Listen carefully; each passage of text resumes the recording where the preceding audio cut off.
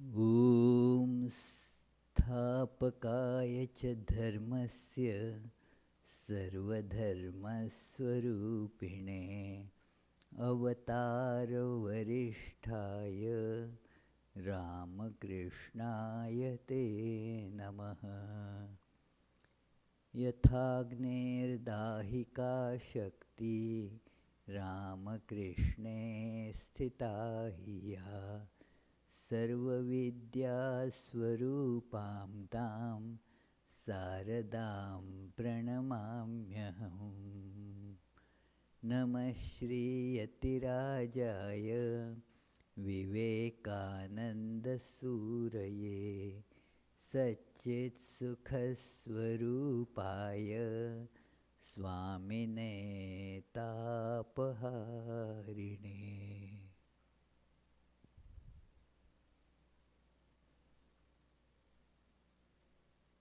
So, my dear friends, mostly connected with the Vedanta Society of Connecticut, today the topic of discussion on the first day of the official spring is how knowledge is acquired, and we shall discuss it mostly on the basis of Bhagavad Gita, as we have been doing in these classes. So let's begin with our Bhagavad Gita prayer.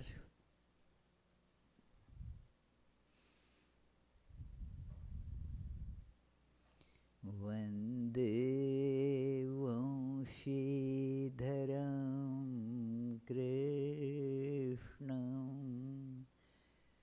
Smayamanamukhambujam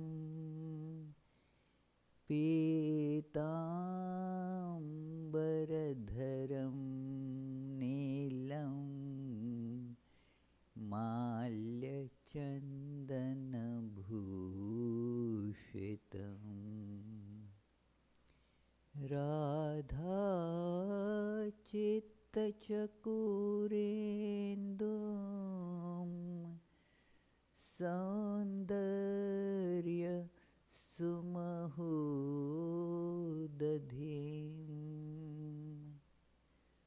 Parat Parataram Devam Brahmananda Kripanidhim.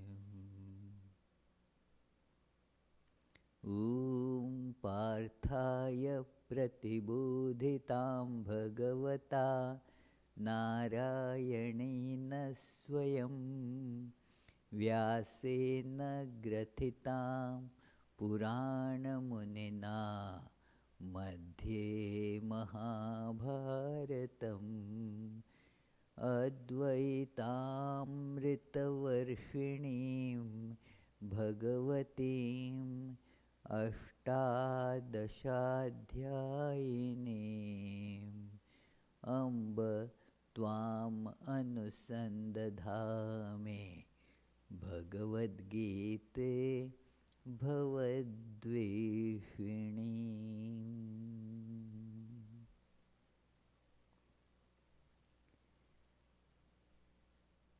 So, as this prayer says, that Bhagavad Gita is Bhavadveshini, removes the bondage of this transmigration. It hates it. And so, as the mother, Amba, that is mother, as mother, Bhagavad Gita removes this bondage and frees us from the bhava, the bondage of coming and going. In our Vedanta scriptures, and even including Puranas, you find that this is stated to be the biggest bondage, that you are forced to take birth and die and again take birth. This is a bondage. It is not that we are of our own will taking birth. We are forced to take birth. You have to get born. And then how this bondage comes, Bhagavad Gita has discussed that in details. Because of the desires and the actions that are committed, due to these desires, they create a house for us, as it were, a prison house, and that we are forced into that. That is called as body. It's a prison house. And how these desires come? They are the product of ignorance. And therefore, if ignorance is the cause, the remedy obviously is going to be the knowledge. Knowledge is therefore the means, and this knowledge is to be acquired. But one must remember here that what is commonly understood as knowledge is not what is meant here, because what gets commonly called as knowledge is also product of ignorance. In fact, it is variety in ignorance that gets termed as knowledge. It is seen therefore that in Tantra scriptures like the Shiva Sutras, one of these sutras is Jnanam Bandha. That what is, how jnana can be bandha? Jnana cannot be a bondage, but it mentions Jnanam Bandha. Jnana is a bondage. How? What is meant by jnana here is the knowledge of the variety which itself is product of ignorance. Now, the variety, different nomenclatures and all that gets called as knowledge. That this is chemistry. Then this is again divisions in chemistry, that it is physical chemistry, this is organic chemistry, this is the analytical chemistry, this is biochemistry, and then again subdivisions of that.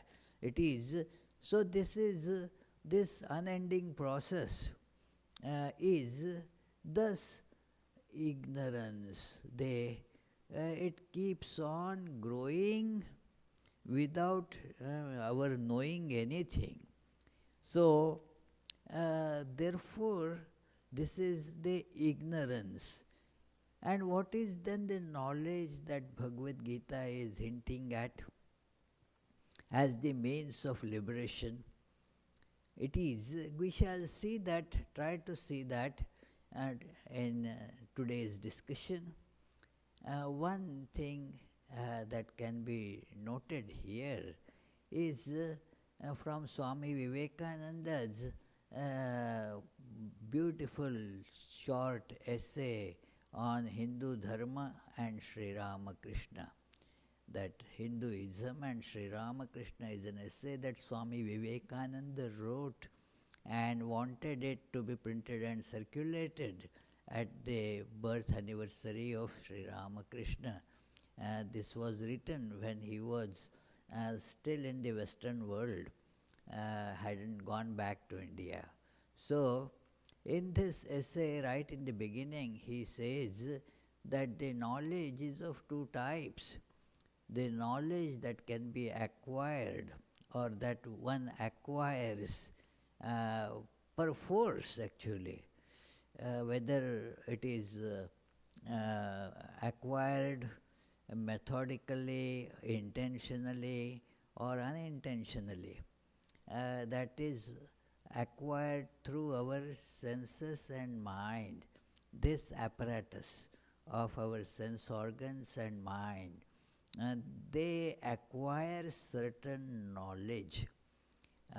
When it gets systematized, Swami Vivekananda says that is science.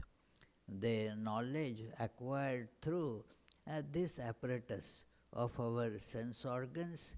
Now, these sense organs, many think that thus we acquire true knowledge by enhancing the abilities of sense organs by attaching, say, a telescope or microscope or some other instruments, secondary instruments, by which that which our natural sense organs cannot see or hear or know about, those things, that is, the enhanced power is given to them through this, like a star somewhere far away.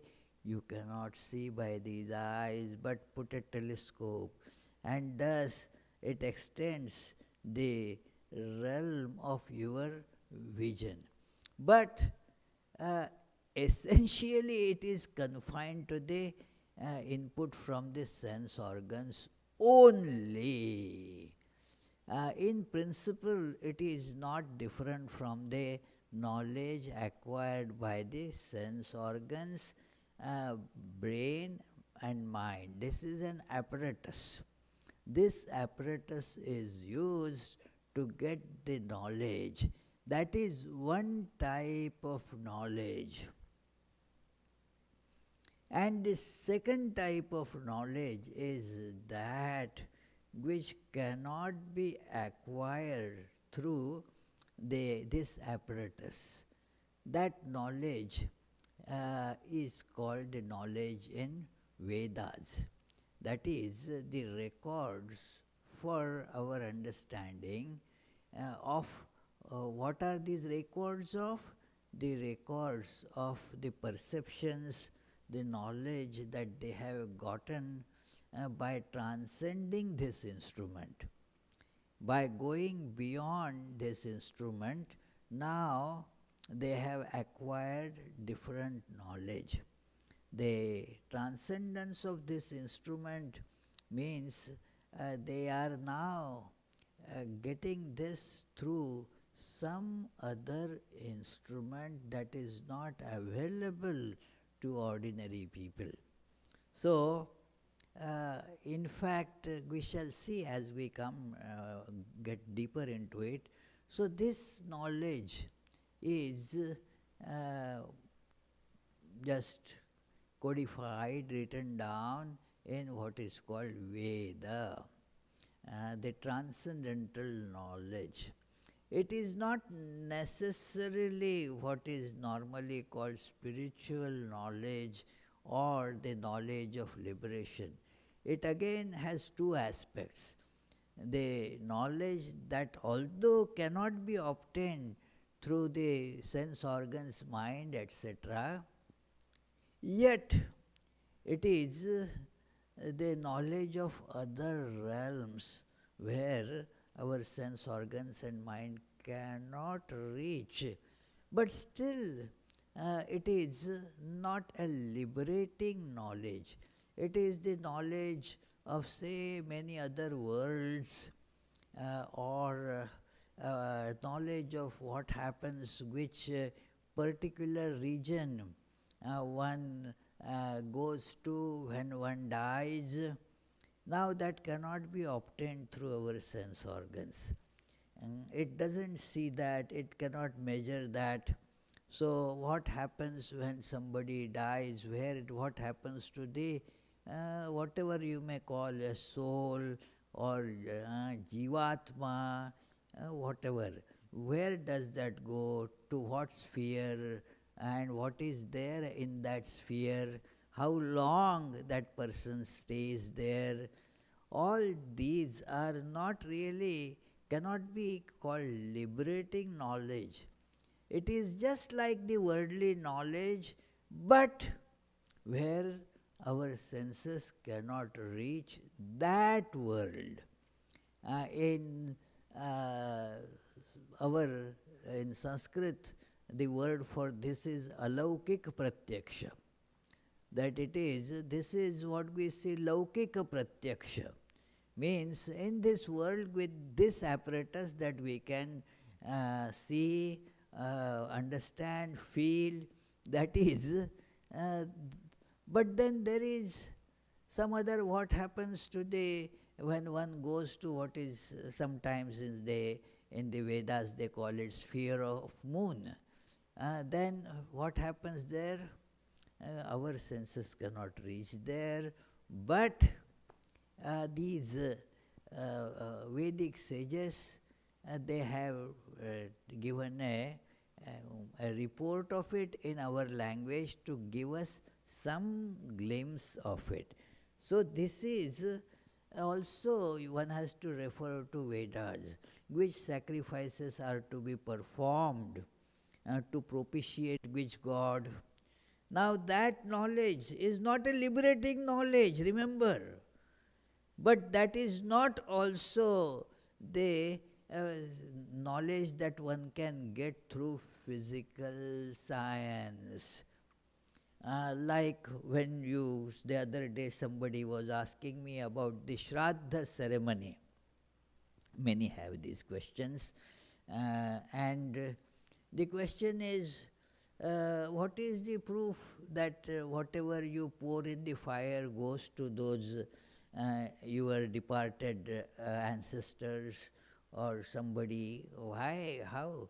When we do sacrifice, how a particular portion goes to Indra, some other particular portion goes to Varuna, and how do you determine that? Who knows that?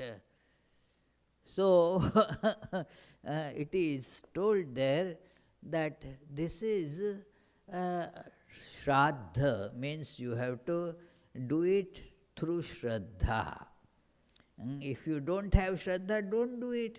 There is no proof that can be given because these realms are beyond your capabilities of sense organs and intellect, and therefore it is useless to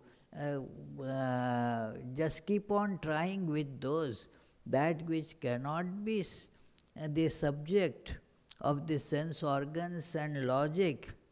If you are interested, do it as it has been told in the scriptures. If you don't have faith in that, don't do it. It is as simple as that. So, how when you pour ghee in the fire, how do you know that some demigod sitting in some Swargaloka becomes pleased by that? Well, you won't know. You may know the results later or may not know that because it is not on a plane that is tangible for you and it cannot be explained through logic, that's it. So, if you do it with faith, it makes some sense. If you don't have faith, you may just follow whatever is told without faith, that also is okay. But trying to understand is, a futile something. So that is one type of Vedic knowledge which again is not available to this apparatus of senses and mind. We have to remember this, friends. Then there is the other, what is called Jnana Kanda. Jnana Kanda is another aspect of Vedic knowledge, and that is the knowledge of the Supreme Truth, and that liberates. That is the knowledge that you get in Upanishads. So, Upanishads, Bhagavad Gita, and such great texts where not only we are told what happens, but how to get there. The process is also very well delineated. So, therefore, this knowledge is what is spoken of as the liberating knowledge, whereby you now are not getting propelled by those desires that make us slaves to the external world, and thus you do not, in the absence of the desires, you do not do a karma, the action of the nature that can bind you. No karma actually for you, since there are no desires. So, there is the bonding comes because I am doing this.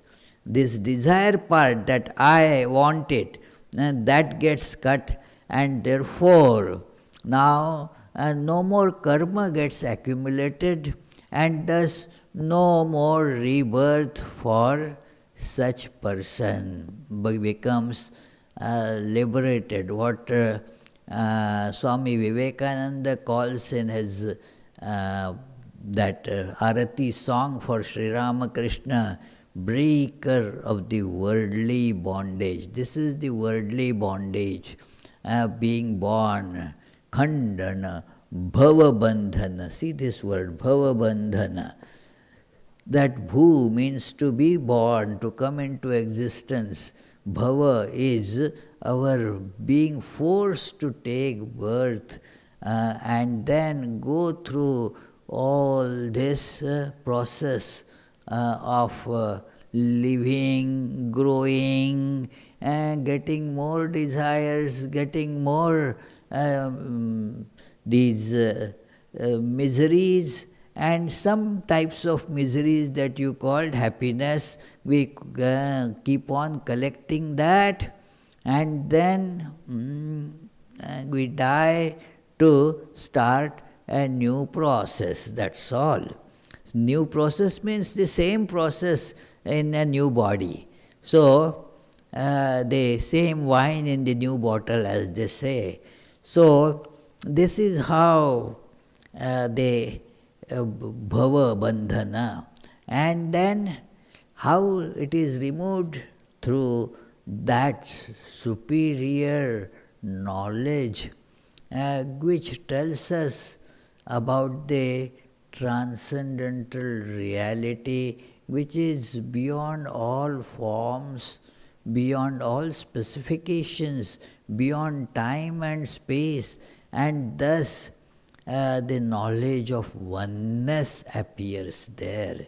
It is the knowledge of one without second, beyond description.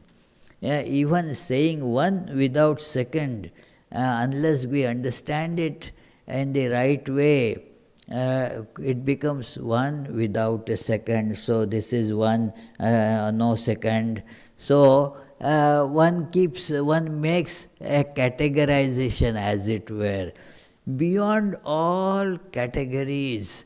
This is the poverty of our language, we cannot specify it. So it is that knowledge is a liberating knowledge. So when one gets that knowledge, then it is the one becomes completely free. Otherwise, this worldly knowledge, one may get lot of honor in the world because of that, lot of these the other enjoyments, money and power, all may be accrued, but no liberation from this bondage. And that kind of knowledge is very common for people to acquire, and as I mentioned in the beginning, even if you are not trying to acquire, it gets acquired because you are seeing the world. It is your eyes, they are accumulating the facts, your brain is categorizing them.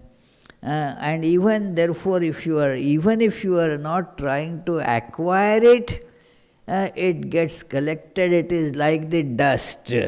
You don't acquire the dust in your home, it keeps on getting accumulated even if you don't want it. So this is what gets accumulated automatically. So this is what is going to cause definitely the bondage, and the knowledge that is a liberating knowledge. So liberating knowledge is the knowledge beyond senses, but just as we saw, knowledge beyond senses does not necessarily apply only to the liberating knowledge. It is beyond senses, but even the knowledge that is beyond senses has two categories. They knowledge of the otherworldly knowledge, that's all. It is, you cannot acquire it through senses and so forth, but it is still a worldly knowledge. And then there is the true transcendental knowledge that obliterates this delusion of multiplicity. And then the liberation, that is liberation. So it is very important to note, and this efficacy belongs only to the knowledge, this true knowledge that the bondage is removed. Otherwise, there is absolutely no way one can remove this. So it is, we will see this from the fourth chapter of Bhagavad Gita. The fourth chapter of Bhagavad Gita, as it is told, that it is called Jnana Karma Sannyasa Yoga. Very significant name, Jnana Karma Sannyasa Yoga. That it is Jnana here, it refers to as the instrument of Karma Sannyasa. So Jnana Karma Sannyasa Yoga. It is by applying the knowledge, one transcends all actions, and thus it becomes karma sannyasa. So jnana karma sannyasa yoga. So it is, we go to the this verse, that it is the 14th verse, just to get introduced to the topic. That 14th verse says, Namam karmani limpanti name karma phale spriha iti mam yobhijanati karma bhirna sabadhyate. That actions do not touch me. Lord is saying, no action touches me. Well, why does it touch us and why does it not touch you? Very commonly the question would be asked. You say it doesn't touch you. But what is the special feature? Why does it not touch you? But touches me? That is explained in the next line. Because I have no desire for the results of the work. Name karma phale spriha. And so, if you too also are like that, iti mam yobhijanati karma bhirna sabadhyate.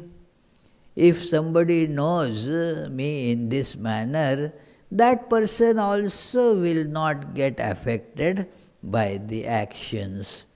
That mom means now you think of your own self. God is the self of all. So think of that as having no desires for the results of actions. And thus, you also do not get bound, that otherwise somebody is not getting caught in the net of karma. How does it make you free from all the bondage? Not possible. It is possible only when you know that somebody is your own self too. Now all that becomes applicable to you. It is thus this happens, that it is I. If somebody, then that doesn't work. You all are familiar with that joke, this somewhat kokuma guy, and then just to tease somebody told, well, you actually, you can see that it is, I will ask you some very easy question. That, look, I have that family of 4. One is my wife, other is my son, and the third is my daughter. Who is the 4th? And this man said, well, how can I know? I don't know. And this man said, oh, you don't understand even this? This is, I'm the 4th man, don't you see that? Yes, you are the 4th man. And then he went to his village and collected all people, see, I have found out, I will tell you the knowledge. I just met a wise guy at the bus station. And so he asked me something, and I am asking you that question. I have my family, 4 are there. One is my wife, one is my son, the third is my daughter. Who is the 4th? And those people were of that same level, so they also started scratching their head. We don't know. Hey, see, you guys, you don't know even this simple thing. That 4th one is that guy I met at the bus station. So now if that is the case, it is not you. You don't get the real answer through that. So it is not that Krishna is free, but that very Krishna is my true self. Knowing this, one gets liberated. That is why it is so emphatically described in our scriptures that Atman is the name of God. Atma, sa eva Atma. That is in Brihadaranyaka Upanishad, it is said, sa Atma. That Atman is to be seen, drashtavyaha, shrotavyo, mantavyo, nididhyasitavyaha. In all Upanishads you will get this. In Mundak Upanishad it says sa atma savijneyaha. It is, that is what you are thinking, God, that is your true self. That is to be known like that. And when you know that, whatever was applicable to that becomes applicable to you. It is now not that Lord is free. That Lord is yourself. So you are free. So this is how the knowledge works. So Lord says, therefore, iti mam yo abhijanati. that is my true self. Like that, when one knows that, then that becomes karma bhir na sabadhyate. That fellow does not get bound by the action. And he further describes, I am skipping a few verses here and coming to the verse that it is the verse number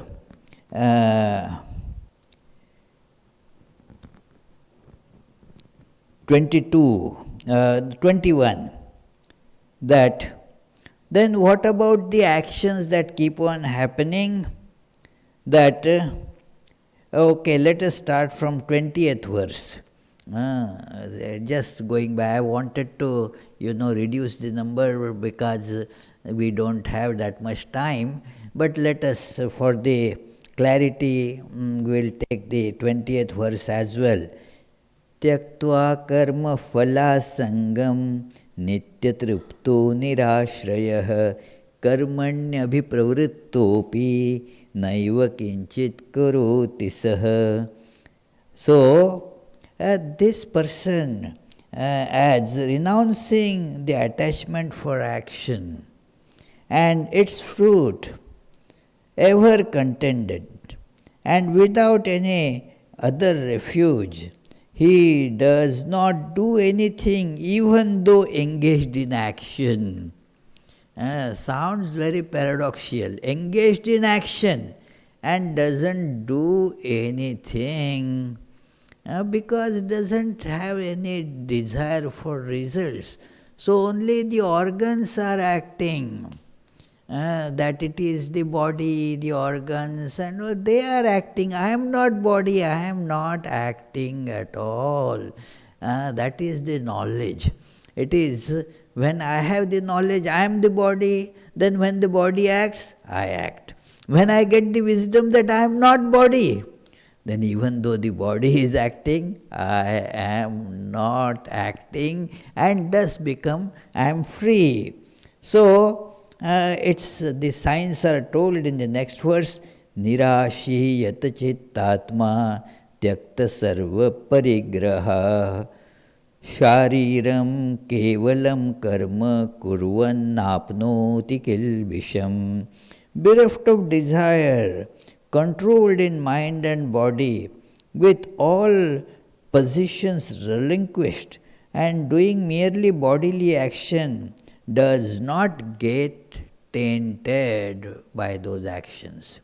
Those actions don't taint this person because he is not tied to body, has therefore no desires, nirashi.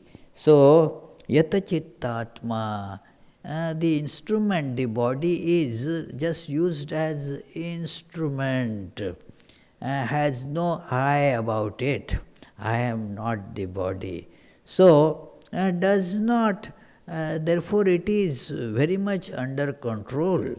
So, tyakta sarva parigraha, it is not now no desire to hoard things, to collect, and then that is what is called parigraha. We don't have much time, but it is a very nice word to think about. Parigraha. Graha means to hold. Therefore, a crocodile is called graha, means very strong, powerful hold. Once you get into the jaws of crocodile, that's it. So nobody has power to come out of it. It is so strong.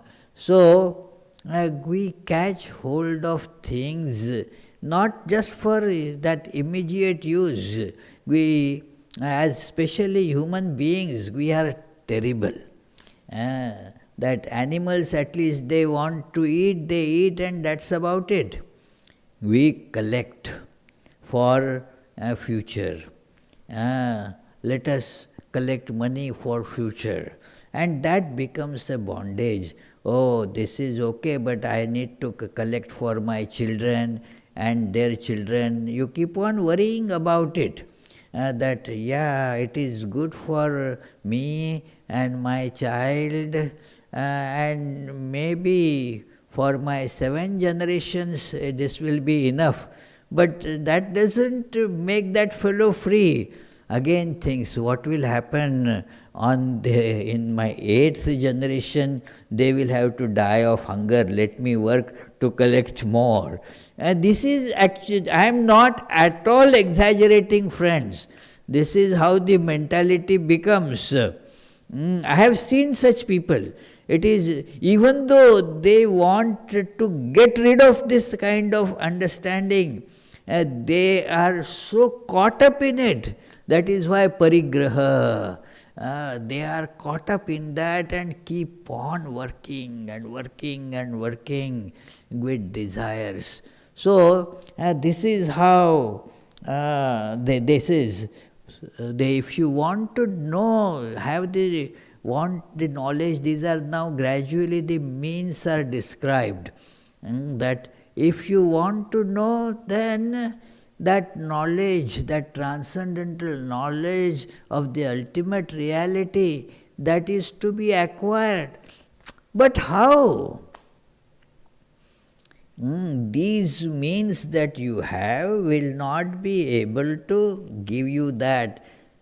So first develop a sense of detachment about them, that you have to get separated from what you have been calling the means of knowledge. That sense of detachment has to come first. Otherwise, you will not be able to hold or go to the other means of knowledge. Just take an example, that suppose you are holding a pen in your one hand and then a book in your other hand. And if you have to, say, catch hold of something else by hand as another instrument, you don't have another instrument the hands are not free. You have to drop this and then hold that. It is therefore told, don't keep on using your cell phone, holding it in hand while driving, because many times while driving you need the use of both hands and also of mind. So it is therefore not a right thing to do that. So first you have to get detached from it, and detachment is very theoretically very simple. Detachment means just to know that they are instruments, they are not you. Then the detachment is possible, that I am holding something, I can put it. But if I am that, then I am stuck with it. There is no possibility of detachment.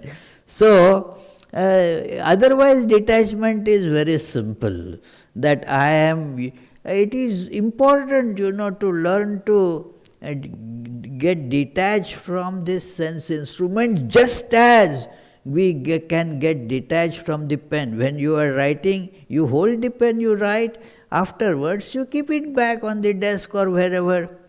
It is, if you are, say, cooking, then you will take up other instrument. When you are writing, you will take up pen and paper and like that.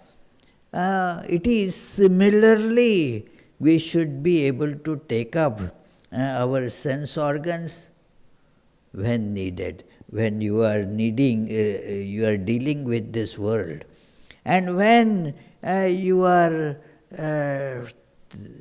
thinking, when you are not doing the work with this world, and now you should keep those away, so that the transcendental instruments, they will get activated. It is as such very simple to understand, And so keep those instruments which are not helpful in getting transcendental knowledge. So it is tyakta sarva parigraha, and then by body does the bodily works. It is like I want to eat, then you don't need to keep on thinking I am the self, I am the food, I am the eater of the food. Yes, that knowledge should remain in the background, but then you use your hands, your mouth, your body, and all that for that purpose, knowing that it is not you.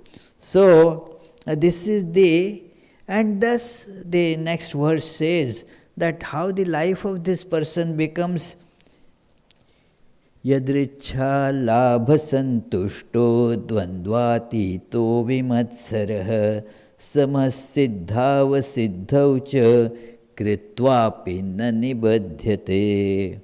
The last part does, but doesn't get bound by what the person does. Kritvapi, even after doing the work, does not get bound because whatever comes automatically, yadricha, that the person is quite okay with that and has no this duality, let me have this, let me have that, good, bad, friend, enemy, all that dvandva, the dual throng, that person is beyond that, and therefore does not have hatred or enmity towards anyone. And such a person therefore is that person's action is said to be the action performed as sacrifice. And yajnaya acharatha karma samagram praviliyate. The whole action therefore is gone. It doesn't have, like it sometimes is told, that a pure camphor when burns, no ashes are left. So this work is done, that's it, it's gone. So, and then that comes the very famous verse that we use unfortunately only while taking the food, and that too without knowing the meaning and the significance, why we recite it while taking food. Brahmarpanam brahmahavir brahmagnau brahmana hutam brahmaiva tena gantavyam brahma karma samadhina. For a person who has realized the truth, everything, all actions thus become Brahman in this play, Leela, the play, everything is just Brahman and nothing else. Like in the movie, all the things that happen, all the characters that one sees, it is all screen. So, similarly, the Brahman alone plays in these forms. So, it is, now we will go to this, how one acquires this knowledge. And it is said in the, we will skip the verses in the middle and come to the 33rd verse, that last line of which says, Sarva karma khilam partha jnane parisamapyate. All these actions therefore conclude in knowledge. They get dissolved. They end in knowledge.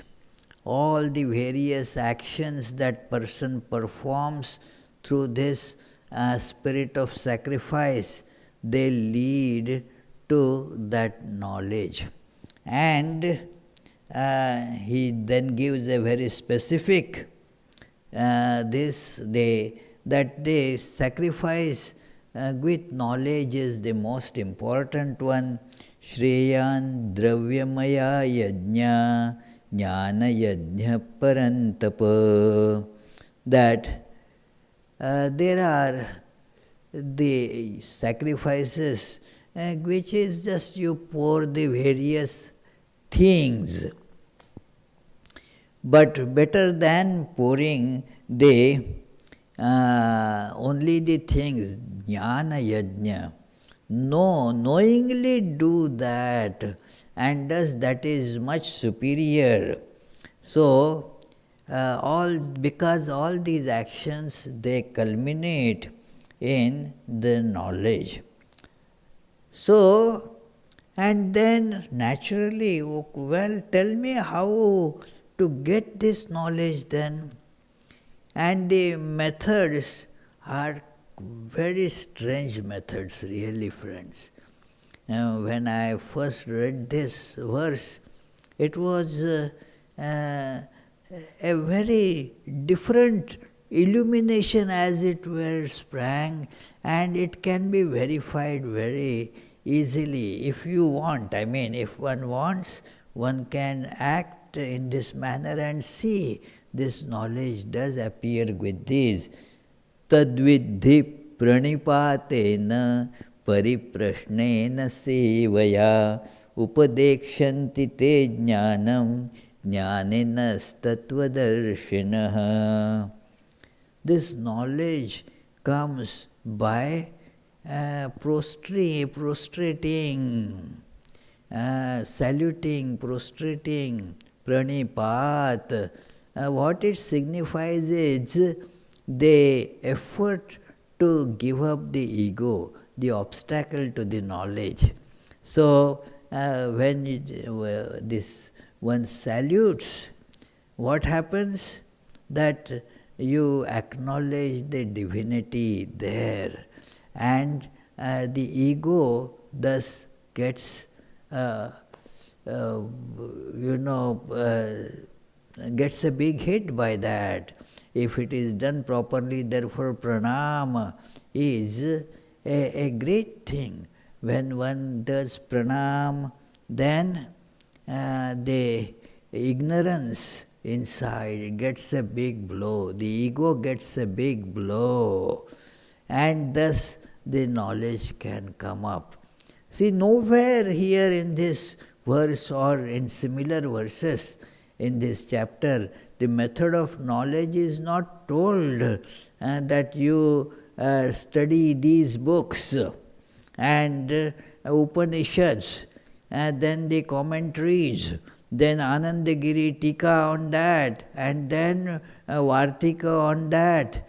Study at great depth, take the help of the various books of grammar and the treatises written by several scholars on that.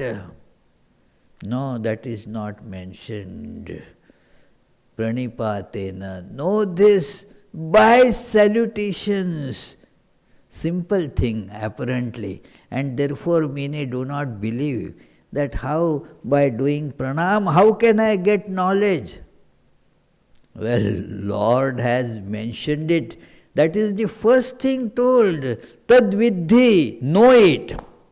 The verses in Bhagavad Gita, we have noticed that the words are so rich, packed with lot of meaning, simple words. Even the sequence is very important there. Tad vidhi, that is being told that you know this, you have to know this. And then the means are told. Know this, how? Pranipatena. Those who know a little Sanskrit grammar can see that the pranipatena, it is called the third case ending, which tells about the instrument, using an instrument. The pranipat, the doing pranam is an instrument. Then pariprashnena. This word sometimes, pariprashna, means asking a proper question. Now proper gets misunderstood at times, that only doing some question just out of curiosity and all that, how can that lead to the true knowledge?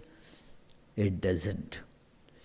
What is meant by pariprashna is that pour the yearning of your heart to the teacher. That is what is to be done. It is not that, hey, Swami, I want to get Brahmajnana, just I have 5 minutes of time now, can you tell me something? That is not a pariprashna. It is, that doesn't come like that. Pariprashna is, for example, in the Viveka Chudamani, the disciple asked this question, that I am drowning in this ocean of samsara, that please tell me how this bondage is, how can I become liberated from it, and it is, please help me out. That yearning is poured out in the form of question, that I want something. It is, yeah, and then that yearning is, it makes that teacher to tell you something. And then how that yearning follows, is followed by a sincere service to the teacher. That service is a means, a channel by which you get connected to the teacher.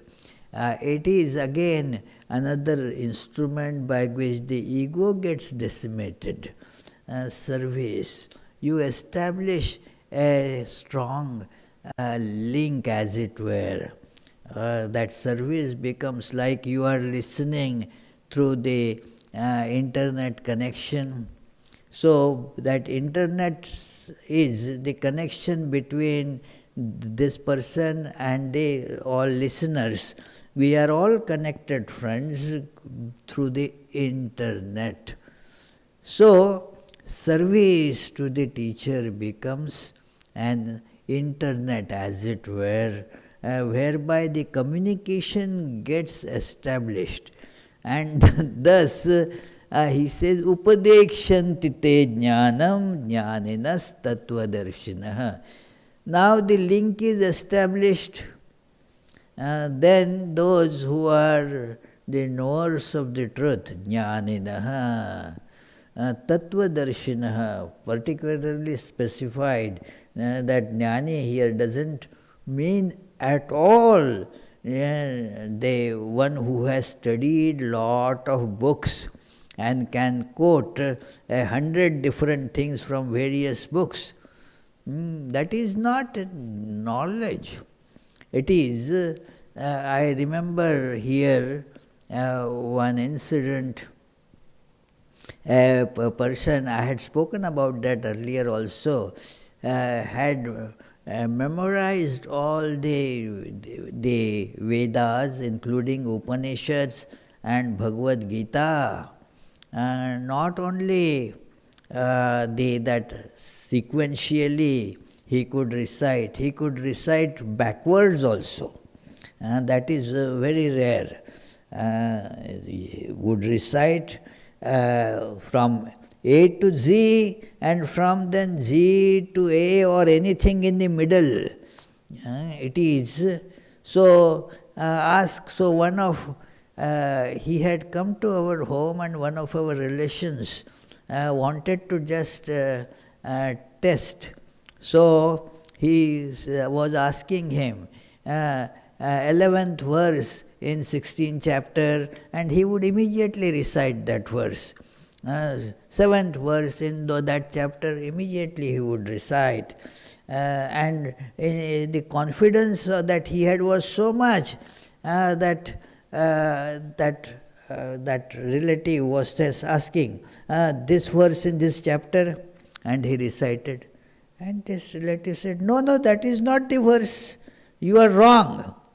And he said, you must have made mistake in seeing. I cannot make a mistake in this. I am not making you. And that was the case, The one who was referring to the book had made the mistake. So, now such scholarship in a way is there, but has no knowledge of the ultimate principle there. He just does these things and thereby acquires money, name, fame. That's about it. There is no spirit of renunciation there. So just as many of us have different professions, what Shankaracharya says, udara nimittam bahukrita veshaha. So, for filling the stomach, we take up various professions. This also becomes a profession. That is not tattvadarshina. They have knowledge of some type, but they are not seeing the ultimate truth that is connected in it. So, those tattvadarshis, those who see the ultimate truth, they are experiencing it. Therefore, the word is darshi. They are actually experiencing it. So, they give this knowledge. Now, many of us will ask this question. Why do we need that knowledge? Why is the knowledge that we acquire from the world, is it not sufficient? Suppose it is that knowledge is sufficient for me. What is the speciality of this knowledge of the principle, ultimate truth and all that tattva, darshi? I don't need it. Well, then what you have, that also you must know. This knowledge of the world keeps on shifting and changing. You are always in doubt. And now, for example, this corona, that gives an excellent opportunity because it's a current topic. How many opinions every day come up? Are we going to become free of all these restrictions once we get vaccinated? No guarantee. The doubts linger there. After all, well, some say another type of infection is just on the threshold, as it were. It is ready to enter. Already it has entered. So, this knowledge is full of ambiguity. It is not much knowledge at all. When there is no surety, it is all in the realm of a very vague probability. Even that the word now probability automatically kicks out certainty. But this is such a vague probability. Even for probability you have to now specify it. It's a vague probability. May this way, may that way, may it is like our senior Swami who was my predecessor, wonderful Swami. So some of you must have met him.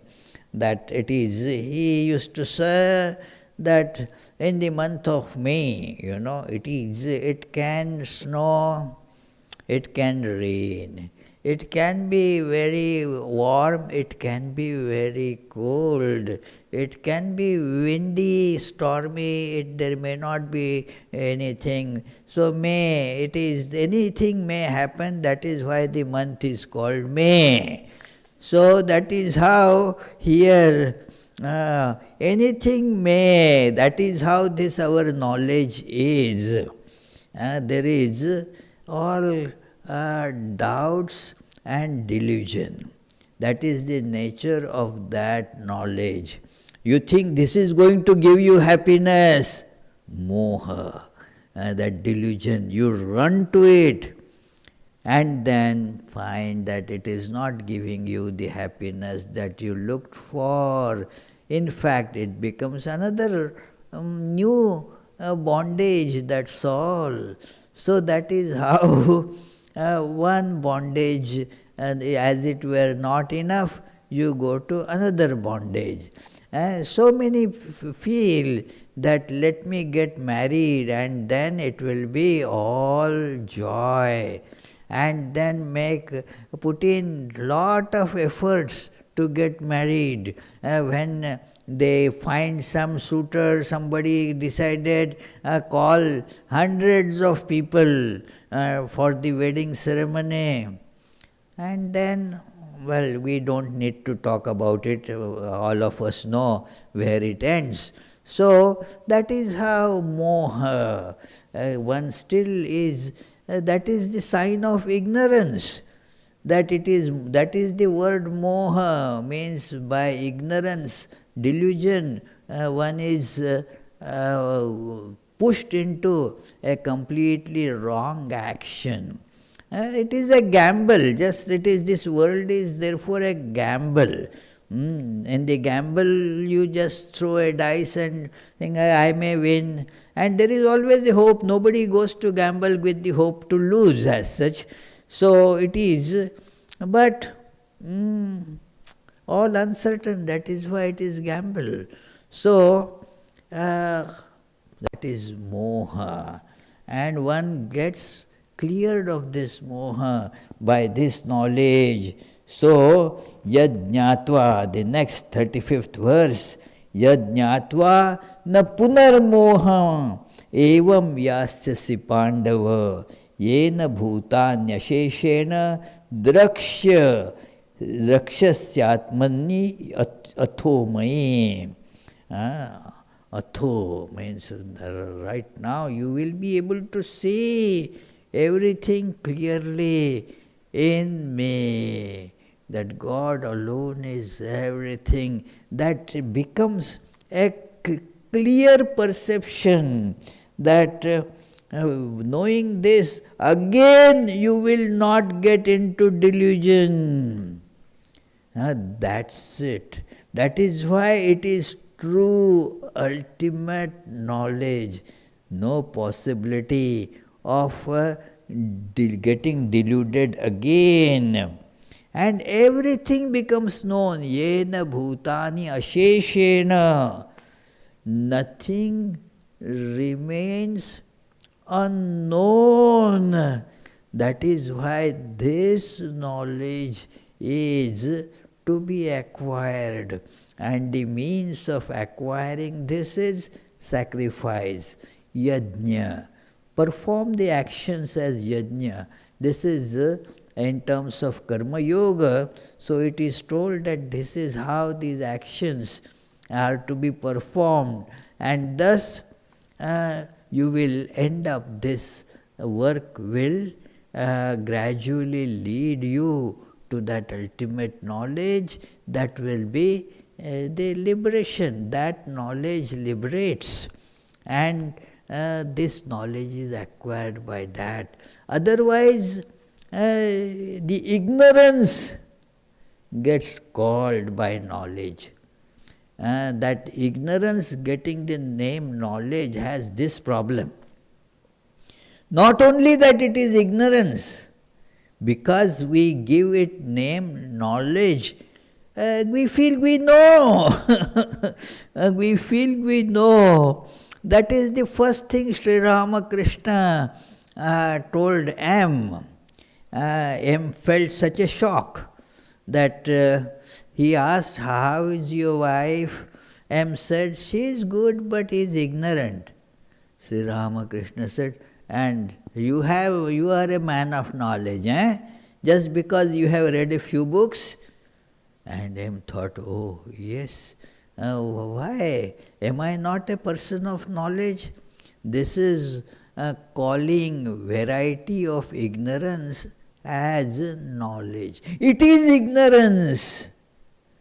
And calling ignorance as ignorance, at least we know that it is ignorance. They say the people who do not know that they do not know. And then there are those who know that they do not know.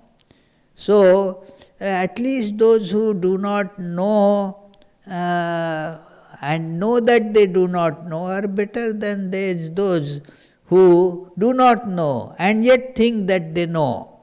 So, therefore, this is the true knowledge one acquires by tadvidhe, by salutations, pranipatena, by pouring out the yearning before the sages, the teachers, the guru, that, and then pariprashnena, and then sevaya, that by offering this sincere service. Service has, again a very broad meaning here.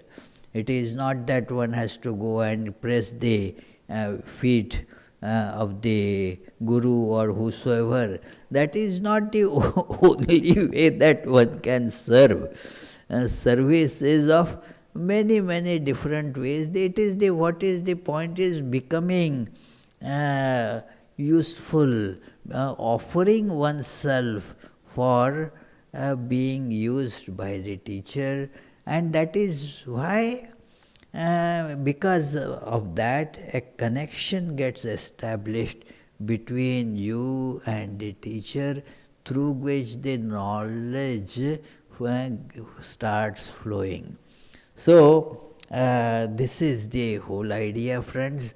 So, let us pray that we acquire these means, pranipata, salutations, and proper questioning and service to the teacher, and then we surely will get this knowledge, knowing which there will be no further na punar moham evam yasasi pandav. What a great assurance! Lord Himself tells very clearly that there is no again getting into delusion, no further ignorance will come. Otherwise, everything else, new ignorance, you know something that this is how everything started with Big Bang. Tomorrow something else is going to just bang that knowledge out. That's it. This is happening in the history. So, today something, tomorrow's understanding just removes what you thought to be right today, full of doubts and never ending. So, friends, let us feel this, let us offer our prayers, and if you have any questions, you can put them in writing. We shall take them up as they get read to me. Gita sugita kartavya kimanyat shastra vistaraihi ya swayam padmanabhasya mukha padmadvinisrita ekam shastram devaki putra gitam eko devo devaki putra eva eko mantraha tasya namani yani karmapyekam tasya devasya seva. Shri Krishna Arpanamastu.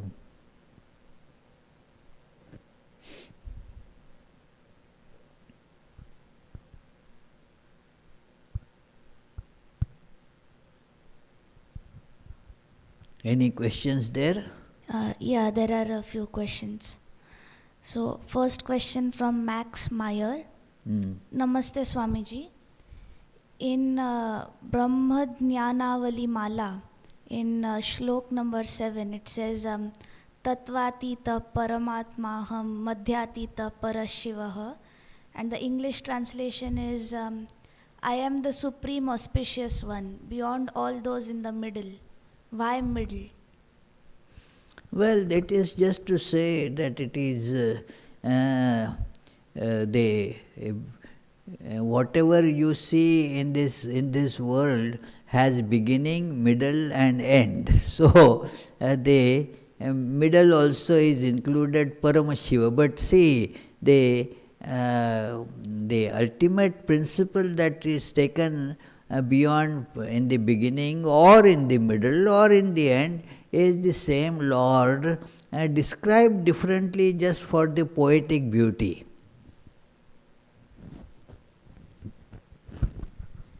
Next question from Charlie.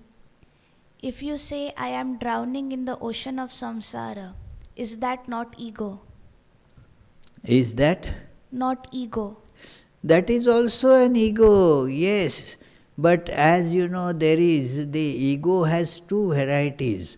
One which goes on becoming more and more getting caught in this world. The other is the liberating ego. It takes the right direction. So, as Sri Ramakrishna used to say this, that unripe ego and ripe ego, he would also classify the ignorance similarly. The avidya, the vidya maya and avidya maya. Maya is of two types, the ego is also therefore correspondingly two types. The one who is desirous of knowledge, that is also ego, but is on the way to obliterate the ego. It is like, a man is going to the his workplace.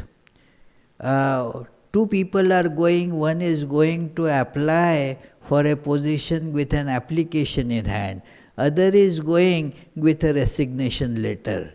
So both are going to the same place, but one is going to get the job, other is going to give up the job.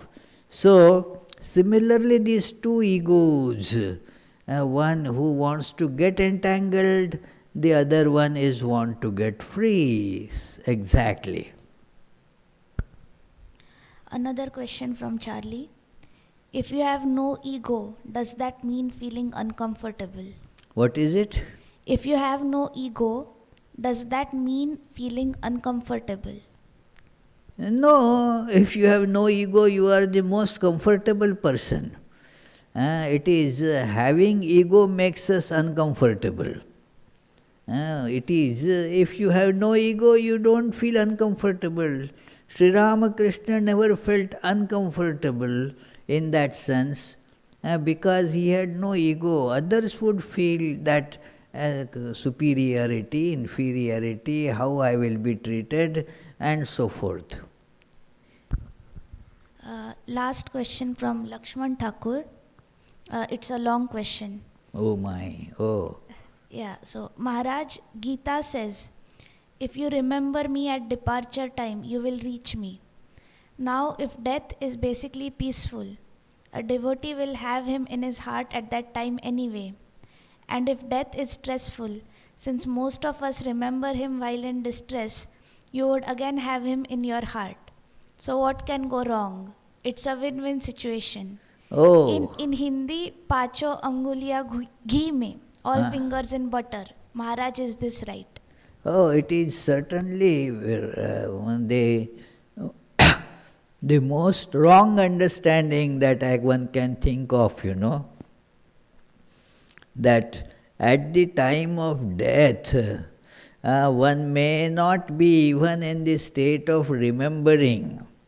How do you know that at the time of death you will be conscious to remember? You may not. It is so therefore don't wait it is till the time of death comes. What you have quoted there, Bhagwan immediately therefore clarifies, Tasmat sarveshu kaleshu ma manusmara yudhya cha. Therefore at all times, sarveshu kaleshu. Look at that powerful statement. Tasmat sarveshu kaleshu ma manusmara. Keep on my thought, because the death can come at any time. Do we know what time are we going to die? We don't know. It is so you go to astrologer believing that the astrologer knows. It is, and that astrologer doesn't know when he is going to die.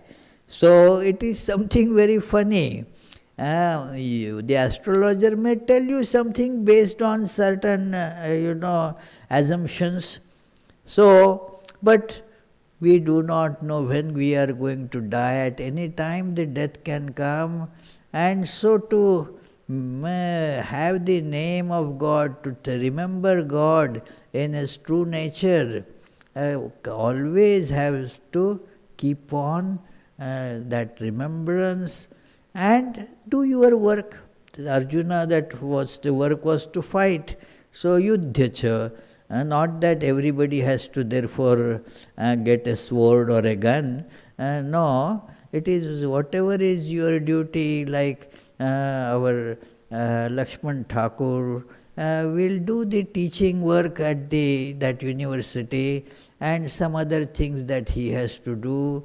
So do that work in the spirit of Karma Yoga and hold on to this remembrance of God. Keep on seeing, remembering that God is in and through everything. And then when you die, then doesn't matter at all, because you are remembering God. Yes. So now let us move to the Zoom meeting. If give me half a minute or a minute till I switch on to Zoom. Till then, now my microphone is switching off.